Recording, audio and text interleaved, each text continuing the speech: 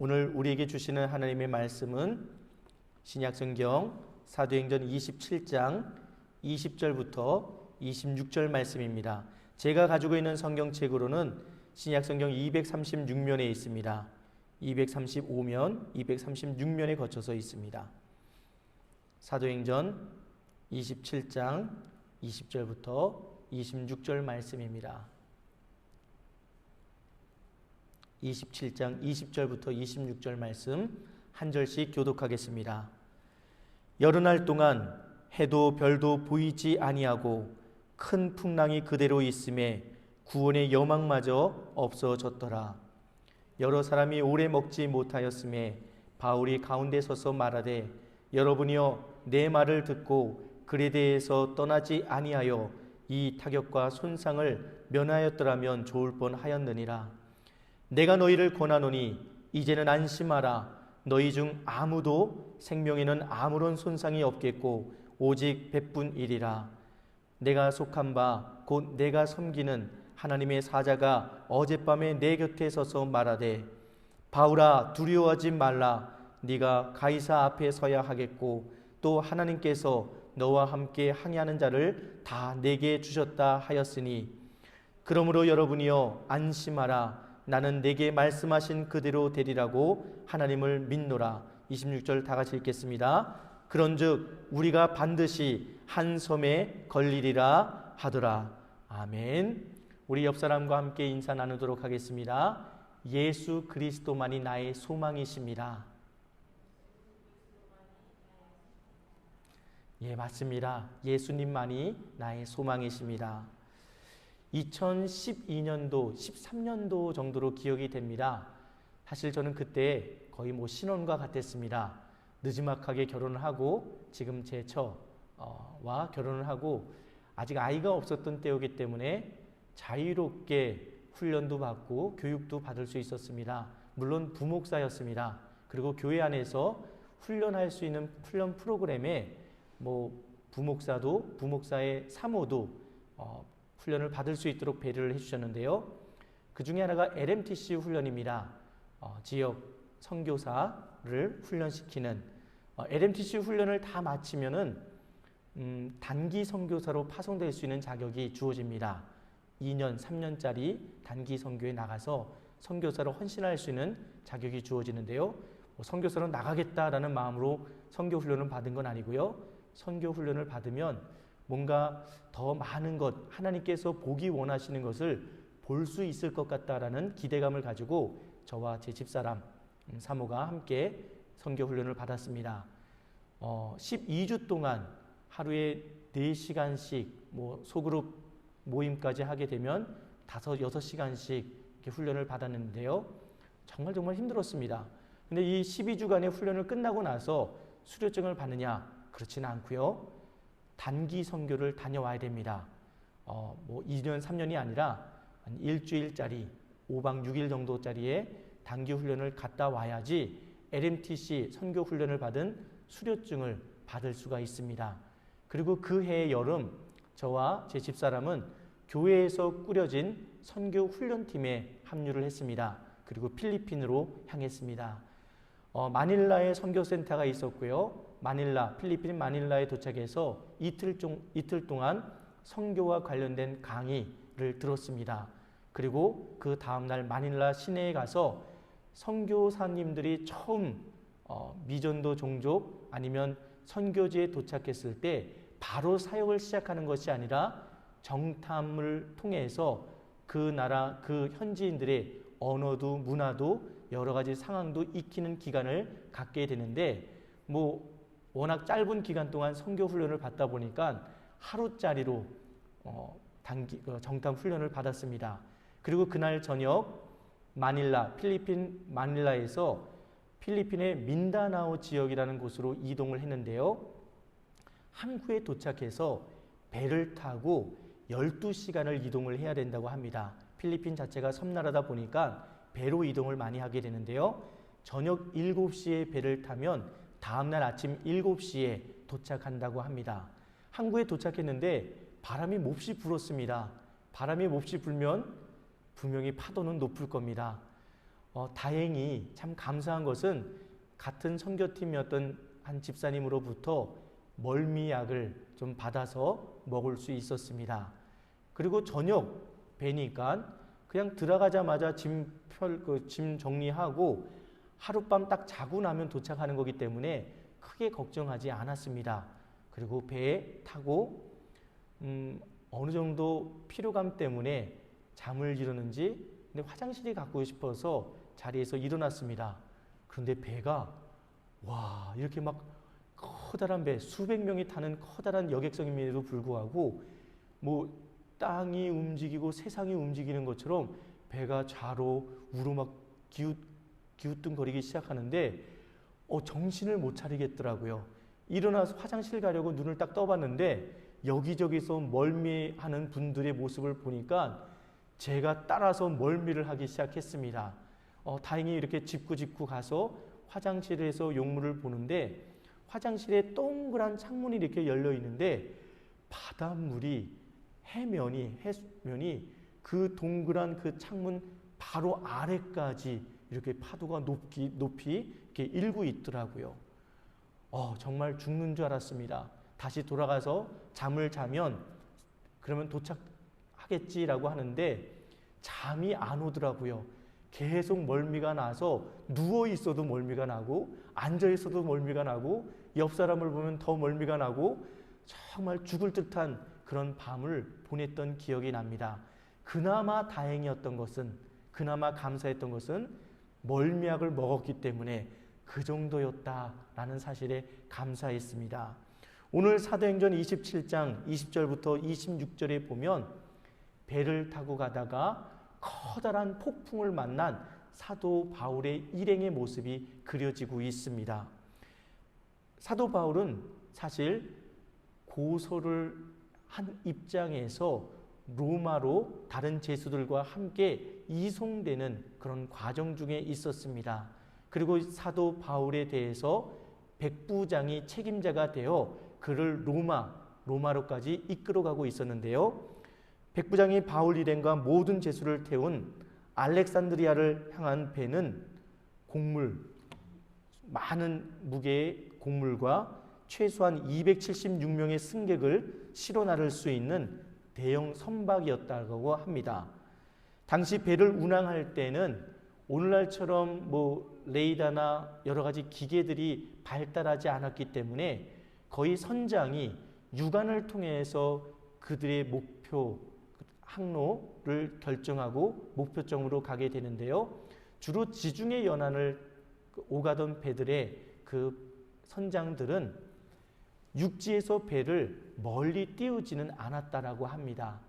그래서 오른쪽이나 왼쪽에 육지를 두고 그 육지를 육안으로 확인하면서 길을 잃지 않고 목적지를 향해서 나아가는 것이 당시의 대부분 항해 배를 운항하는 방법이었다라고 합니다. 바울 일행이 배를 타고 움직이던 그 시기가 가을로 추정이 되고 있습니다. 가을바람 때문에 예정된 항로대로 그들이 더 이상 나갈 수가 없었습니다. 할 수 없이 여러 우회로를 찾아서 항로를 바꾸면서 나아가고 있었는데요. 9절 말씀에 보면 이 시기를 금식하는 절기가 이미 지났으므로라고 표현하고 있습니다. 유대인의 절기로 생각해 보면 금식하는 절기는 9월이나 10월쯤에 진행되는 속죄일을 가리켰습니다. 그리고 이 시기는 1년 중에 항해하기에는 너무 늦은 시간이었습니다. 겨울이 곧 임박했고 저도 자세한 것은 잘 모르겠지만 아마 겨울이 오면 대부분의 배들이 더 이상 항해하지 않고 휴식기를 갖는 아마 그런 기간인 것 같습니다. 파도의 어떤 상태도 그렇고 기후의 어떤 변화도 있을 거고 여러 가지 이유로 항해를 중단하는 것 같습니다. 바울은 알 수 없는 그런 작은 그런 항구에 도착했을 때 여기서 그냥 겨울을 보내고 봄이 돼서 다시 항해가 가능할 때 그때 이동하기를 선장과 백부장에게 권유했습니다. 왜냐하면 그가 이전에 전도 여행을 여러 차례 했을 때 뭐 그가 뱃사람은 아니더라도 여러 차례의 선교 여행을 통해서 이 시기 이 계절에는 항해하는 것이 합당치 않다라고 판단했기 때문일 수도 있습니다. 어쨌든 그 마음 가운데 모든 것을 잃을 수도 있겠다라는 불안감, 두려움, 어쩌면 그것이 하나님께서 주신 마음일 수도 있습니다. 바울은 더 이상 우리 나가지 말고 여기서 겨울을 보냅시다라고 권유했습니다. 그리고 이런 내용이 사도행전 27장 9절 11절 말씀에 기록되어 있는데요. 제가 읽어드리겠습니다. 여러 날이 걸려 금식하는 절기가 이미 지났으므로 항해하기가 위태한지라 바울이 그들을 권하여 말하되 여러분이여 내가 보니 이번 항해가 하물과 뱃만 아니라 우리 생명에도 타격과 많은 손해를 끼치리라 하되 백부장이 선장과 선주의 말을 바울의 말보다 더 믿었더라 라고 얘기합니다. 바울이 권유합니다. 무슨 일이 있을 것 같습니다. 정말 어쩌면 우리 생명을 잃을 수도 있는 그런 안타까운 일이 있을 수도 있는데 여기서 멈춥시다 라고 권유합니다. 하지만 배를 움직이는 운전하는 선장 그리고 로마의 시민으로서 100명 이상의 군인을 통치하던 이끌어가던 인솔하던 백부장에게 그 결정권이 있었습니다. 백부장은 선장의 말을 더 귀 기울입니다. 그래서 11절 말씀에 백부장이 선장과 선주의 말을 바울의 말보다 더 믿더라. 아무래도 전문가 말을 듣는 것이 낫지 하면서 선주와 선장의 말을 듣고 항해를 강행합니다. 그렇지만 이것이 그들에게는 최악수가 되고 맙니다. 운행을 시작하고 나서 얼마 되지 않았을 때 그들이 예기치 못했던 유라굴로라는 북동풍이 강풍이 몰아치면서 파도가 굉장히 높아지고 또 그 배가 흔들거리기 시작합니다. 대형 배임에도 불구하고 유라굴로라는 이 폭풍이 너무나도 강한지라 그들이 정신을 차리지 못할 만큼 배가 흔들리고 또 그 길을 잃고 있습니다. 배는 목표한 방향으로 더 이상 나갈 수 없었고 그냥 그들의 목적지로 나가는 것 그게 문제가 아니라 자칫하면 이 배가 그냥 침몰할 수밖에 없다는 그런 위기감 때문에 모든 선원들과 그 배에 탄 사람들이 이성을 잃고 맙니다. 사도행전을 기록한 누가는 이 장면을 이렇게 기술하고 있습니다. 20절 말씀인데요. 우리 같이 한번 읽어보도록 하겠습니다. 20절 말씀입니다. 여러 날 동안 해도 별도 보이지 아니하고 큰 풍랑이 그대로 있음에 구원의 여망마저 없어졌더라. 누가가 뭐라고 기록하고 있습니까? 아무것도 보이지 않았다. 그날 밤 그 시각 그 유라굴로라는 폭풍을 만났을 때 선장도 선원도 그 배에 탄 모든 사람도 아무것도 볼 수 없었다. 특별히 뭘 볼 수 없었다라고 얘기하냐면 해도 별도 보지 못했다라고 볼 수 없었다라고 말합니다. 망망대해에서 그 배가 원하는 목적지를 향해서 나아갈 때 그 길이 바른 길인지 제대로 가고 있는지를 확인하는 방법이 있습니다. 뭔가요? 밤에는 별자리를 보는 겁니다. 별자리를 통해서 북극성을 중심으로 해서 우리가 어떤 방향으로 가고 있는지 알 수 있습니다. 낮에는 해가 뜨고 지는 모습을 보면서 어느 쪽으로 우리가 향하고 있는지를 확인할 수가 있습니다.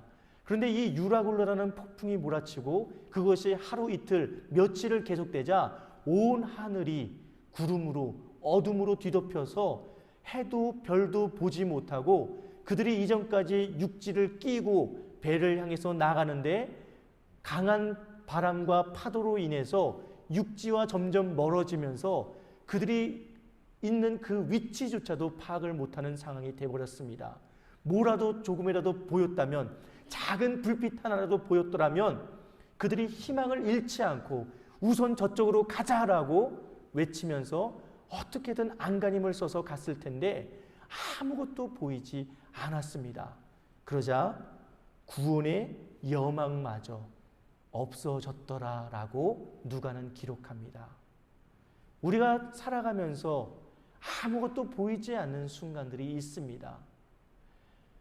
뭔가 자그마한 불빛, 희망, 소망이 있다면 내가 그 소망으로, 그 불빛으로 내가 내 모든 힘을 다하여 나아갈 텐데, 뭔가 해볼 텐데 라고 생각하지만 그 자그마한 불빛조차 보이지 않는 순간들이 있습니다. 여러분, 그런 순간 여러분의 마음은 어떻습니까? 여러분의 믿음은 더욱더 굳건해져서 내가 이럴 때일수록 정신을 바짝 차리고 믿음으로 나아가야지, 그런 마음을, 그런 믿음의 결단을 하게 됩니까? 그렇다면 그것이 은혜입니다. 하지만 저를 비롯해서 많은 믿음의 사람들조차도 절망적인 어둠 속에서 아무런 빛을 발견하지 못하는 그 순간에 마음이 흔들리고 믿음이 꺾이는 것을 경험해 봤습니다. 하지만 그런 상황에서 하나님께서 원하시는 것이 무엇인지에 대해서 오늘 사도행전 27장 우리가 함께 읽은 말씀 속에서 우리는 찾을 수 있습니다. 믿음이 없는 사람들, 또 믿음이 있을지라도 그러나 아무런 희망, 구원의 여망이 사라졌던 그 순간에는 식음을 전폐하게 됩니다. 오늘 이 선주와 선원들, 선장조차도 음식을 먹지 못하고 있습니다. 그들이 음식을 먹지 못한 이유를 여러 가지로 추정해 볼 수가 있습니다. 그들이 이제 방향을 잃고 난파되지는 않았지만 어느 방향으로 이렇게 흘러갈지, 어느 만큼 또 이렇게 배에서 시간을 보내야 될지 알지 못하는데 남겨진 그 배에 싣고 있는 식량을 최대한 아끼기 위해서 어쩌면 음식을 안 먹고 있었는지도 모르겠습니다. 또 다른 이유는 극도의 스트레스, 나 이제 죽을지도 모르겠다라는 그런 극도의 스트레스 때문에 입맛을 잃을 수도 있었고요. 아니면 선장, 선원, 오랫동안 바닥에서 배를 탄 사람이라도 그 강풍으로 인한, 그 폭풍으로 인한 배의 요동침을 견디지 못하고 극심한 배멀미에 시달려 음식을 먹지 못했을 수도 있습니다. 또 다른 이유는 바다 사람들이 굉장히 신들을 많이 믿는 거 아시죠? 자기들이 믿는 신들 앞에 혹시라도 내가 음식을 먹는 행위를 통해서 미움을 살까봐, 비유를 못 맞춰서 더 큰 위기에 처할까봐라는 그런 두려움 때문에 그들이 음식을 안 먹을 수도 있습니다. 어쨌든 그들은 식음을 전폐했습니다. 아무것도 할 수가 없었습니다. 절망밖에 할 수 없었습니다. 하지만 누가는 이 위기가 사도 바울에게는 너무나도 놀라운 은혜의 기회로 찾아왔다라고 우리에게 말씀합니다. 모두가 절망의 늪에 빠져 있을 때 하나님은 사도 바울을 통해서 하나님의 하나님 되심을 보여줄 수 있는 기회를 주십니다. 오직 예수 그리스도만이 우리의 진정한 구원자 되심을 증거하고 보여줄 수 있는 기회를 사도 바울에게 주고 있습니다. 예수님의 이야기로 한번 돌아가 보도록 하겠습니다. 제가 가장 좋아하는 사건이기도 합니다. 마가복음 4장 37절에서 39절 말씀을 제가 한번 읽어드리겠습니다. 큰 광풍이 일어나며 물결이 배에 부딪혀 들어와 배에 가득하게 되었더라. 예수께서는 고물에서 베개를 베고 주무시더니 제자들이 깨우며 이르되 선생님이여 우리가 죽게 된 것을 돌보지 아니하시나이까 하니 예수께서 깨어 바람을 꾸짖으시며 바다더러 이르시되 잠잠하라 고요하라 하시니 바람이 그치고 아주 잔잔하여지더라. 이에 제자들에게 이르시되 어찌하여 이렇게 무서워하느냐 너희가 어찌 믿음이 없느냐 하시니. 아마 여러분들이 다 알고 있는 놀라운 구원의 기적이 있었던 사건입니다. 예수님과 제자들이 갈릴리 바다를 건너고 있습니다. 그들의 배 사이즈가 얼만큼 컸는지 모르겠지만 최소한 예수님과 12명의 제자가 탄 정도로 배의 크기는 됐을 겁니다.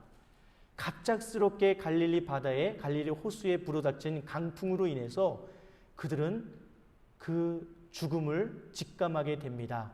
어부 출신이랄지라도 내 능력, 내 경험으로는 도저히 이 폭풍 속에서 빠져나갈 수 없다라고 판단했을 때 그들은 예수님을 찾습니다. 예수님을 찾는 것이 믿음의 선택, 믿음의 모습 아닙니까? 하지만 배에서 주무시던 예수님께서는 일어나셔서 바람도 잠잠케 한 뒤에 제자들에게 어찌하여 이렇게 무서워하느냐, 너희가 어찌 믿음이 없느냐라고 하면서 그들의 연약한 믿음, 그들의 믿음 없음에 대해서 책망하고 있습니다. 예수님께서 제자들에게 요구하시는, 기대하시는 믿음의 그 분량은, 믿음의 모습은 어떤 것입니까? 그 배에 타자마자 예수님은 쌓였던 피로로 인해서 거의 쓰러지다시피 죽은 듯이 잠을 자게 됩니다. 100% 인간이셨기 때문에 그렇습니다. 그런데 제자들은 그들이 위기를 만났을 때 예수님을 찾을 수 있는 그런 믿음의 모습은 보여주지만 그들과 함께 타고 있는, 함께 동행하고 있는 예수님에 대해서는 인식하지 못하고 있습니다. 그 배는 예수님이 함께 타고 있기 때문에 어떠한 풍랑과 강한 바람에도 침몰하지 않을 겁니다. 사도 바울은 모두가 유라굴로라는 강풍으로, 태풍으로 인해서 두려움과 불안감과 완전히 패닉 상태에 빠져있는 그들을 향해서 이렇게 외칩니다. 22절 말씀 같이 한번 읽겠습니다. 22절 말씀입니다. 함께 읽겠습니다. 내가 너희를 권하노니 이제는 안심하라. 너희 중에 아무도 생명에는 아무런 손상이 없겠고 오직 배뿐이리라. 25절 말씀에도 이렇게 말합니다. 그러므로 여러분이여 안심하라. 사도 바울이 뭐라고 이야기합니까? 이성을 잃고 두려움과 무서움과 죽음에 임박한 죽음 때문에 완전히 공황 상태에 빠져있는 그들을 향해서 여러분 안심하십시오. 제발 정신 차리고 안심하십시오 라고 사도 바울이 외치고 있습니다. 안심하라는 그 말에 담겨진 그 의미는 마음을 굳게 먹고 용기를 내십시오 라고 말하는 겁니다. 여러분 여기서 마음이 흔들려서는 안 됩니다. 여러분 저를 바라보십시오. 저에게 집중해 주십시오 라고 사도 바울은 이야기합니다. 다른 사람들이 죽음에 임박한 죽음 때문에 두려움과 공황 상태에 빠져 있었는데 왜 사도 바울은 담대하게 흔들림 없이 안심하라고 외칠 수 있었습니까? 그가 안심하라고 외칠 수 있었던 근거는 무엇입니까? 성경에서는요, 3가지를 이야기하고 있습니다. 첫 번째는 사도 바울은 분명한 하나님의 말씀을 들었기 때문에 그렇습니다. 23절 말씀을 보면 내가 속한 바 곧 내가 섬기는 하나님의 사자가 어젯밤에 내 곁에 서서 말하되 라고 말씀합니다. 우리가 방향을 잃을 때, 또 우리가 두려움과 불안감 가운데 빠질 때 우리는 어떤 선택을 합니까? 이 뱃사람들은요, 제가 이야기했습니다. 기계가 발달하지 않은 이 시대 때는 하늘의 별과 하늘의 해를 바라보면서 잃었던 길에서 벗어나 바른 길, 바른 방향을 찾았다라고 합니다. 그런데 그것조차도 보이지 않는 순간에 하나님께서 우리에게 요구하시는 믿음의 선택은 무엇입니까? 하나님의 말씀을 읽고 묵상하고 이 말씀을 통해서 내게 원하시는 하나님의 마음, 하나님의 뜻을 찾는 것입니다. 모든 사람이 위기 가운데 있을 때, 두려움 가운데 있을 때 하나님은 사도 바울에게 찾아오셨습니다. 그리고 하나님의 사자를 통해서 그에게 말씀합니다. 내가 너와 함께하고 있고 내가 너를 구원해 줄 거고 이 배에 있는 모든 사람도 안전할 거다라고 말씀해 주십니다. 사도 바울은 이 하나님의 말씀을 굳건히 붙들고 그리고 안심하라라고 외칠 수 있었습니다. 두 번째는요, 24절 말씀 같이 한번 읽어볼까요? 바울아 두려워하지 말라. 네가 가이사 앞에 서야 하겠고 또 하나님께서 너와 함께 항해하는 자를 다 네게 주셨다 하였으니. 사실 이 말씀만 가지고는 뚜렷이 답을 찾을 수 없는데요, 저는 이 말씀 속에서 하나님께서 우리에게 주신 사명이 있기 때문에 우리가 두려워할 필요가 없습니다. 사명자는 죽지 않습니다. 하나님의 때가 이르기 전에는, 하나님이 부르시기 전에는 쓰러지지도 죽지도 않습니다. 왜냐하면 하나님께서 나를 통해서 하나님의 놀랍고 크고 웅장한, 그리고 그것이 작고 사람들이 볼 땐 초라할지라도 하나님의 분명한 뜻과 계획을 이루시기 원하시기 때문에 그렇습니다. 사도 바울은 말합니다. 하나님께서, 예수 그리스도께서 나를 통해서 가이사 앞에 나아가 예수 그리스도의 복음을 증거하기를 원하는데 이 사명을 완수하기 전까지는 내가 죽지 않을 거다. 그렇기 때문에 여러분 안심하십시오. 하나님께서 나를 지켜주시고 이 배에 나와 함께 하시듯이 여러분과도 함께하고 여러분의 생명도 지장이 없을 겁니다 라고 사도 바울은 이야기하고 있습니다. 여러분에게 주신 하나님의 사명은 무엇입니까? 하나님께서 여러분을 통해서 어떤 일을 이루시기를 원하십니까? 혹시 그 사명, 주님의 명령을 듣지 못하고 그냥 여기저기 발가는 대로 살고 있지는 않습니까? 오늘 이 시간 하나님께서 내게 주신 그 사명을 찾을 수 있기를 주님의 이름으로 축원합니다. 그리고 그 사명에 붙들려 오늘도 힘차게 한 걸음 한 걸음 내디딜 수 있는 이유, 내가 죽음이라는 두려움, 어둠이라는 그 암흑과 같은 곳에서 벗어날 수 있다라는 확신을 가질 수 있는 이유가 되기를 주님의 이름으로 축원합니다. 세 번째는 사도 바울이 말합니다.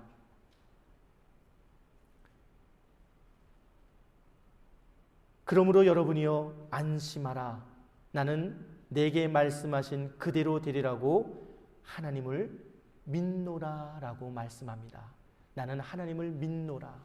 하나님은 어떤 분이십니까? 실수하지 않으시고요, 약속하신 것을 반드시 이루시는 분이시고요, 선하시며 또 반드시 그 모든 일들을 완벽하게 이루실 분이십니다. 사도 바울은 그가 죽지 않고 여기서 살아남고 그에게 주어진 사명을 완수할 수 있다는 그 근거로 하나님의 신실하심을 들고 있습니다. 그분은 언제나 실망시키지 않고 저에게 좋은 것으로, 선한 것으로 응답하시고 또 이끄신 분이십니다. 내가 수많은 전도 여행 속에서 죽음의 위기를 맞이했음에도 불구하고 그 순간순간마다 나를 붙드시고 보호하시고 예수 그리스도의 그 피 묻은 복음을 전하여 교회를 세우는 일을 완수할 수 있도록 역사하셨습니다 라고 사도 바울은 이야기합니다. 우리가 흔들리지 않을 수 있는 그 이유는 나에게 있지 않습니다. 내가 가진 그 무엇에 있지 않고요, 하나님의 완전하심, 하나님의 신실하심 가운데 있음을 믿으시기 바랍니다. 신실하신 하나님께서 저와 여러분을 붙들고 계십니다. 지금 당장 내 눈에는 아무것도 보이지 않고 죽을 것 같이 힘들고 고통스러울지는 모르겠지만 모든 것이 막막하고 또 서운하고 왜 나만 이런지에 대한 불평이 있을지 모르겠지만 지금 이 순간에도 하나님께서는, 신실하신 하나님께서는 우리와 함께 하시고 우리에게 말씀하신 것, 약속하신 것, 그리고 당신의 신실하심을 또 우리에게 주신 사명을 반드시 이루시고 지키시는 분이시라고 말씀합니다. 여러분의 하루하루는 어떻습니까? 예수 그리스도께서 함께 하시기 때문에 내 주변의 상황과 환경과 관계와 상관없이 기쁨과 즐거움 속에 살고 있습니까? 아니면 순간순간 변하는 상황, 또 위태로운 관계, 내 기대와 내 소망과는 다른 그런 여러 가지 일들로 인해서 낭망하고 좌절하고 있습니까? 사도 바울은, 하나님은 우리에게 말씀하십니다. 안심하라. 내가 네게 말하노니 안심하라 라고 말씀하십니다. 왜냐하면 하나님께서 우리에게 피할 길을, 또 우리와 항상 함께 하시겠다는 약속을, 말씀을 주셨기 때문에 그렇습니다. 또한 우리에게 주신 사명을 우리를 통해서 반드시 이루시기 원하시기 때문에, 또 그분은 신실하신 분이시기 때문에 우리는 그분 앞에 모든 것을 맡기고 지금 이 순간 또 남은 한 주간 주께서 주시는 평안을 마음껏 누릴 수 있기를 주님의 이름으로 축원합니다. 기도하겠습니다.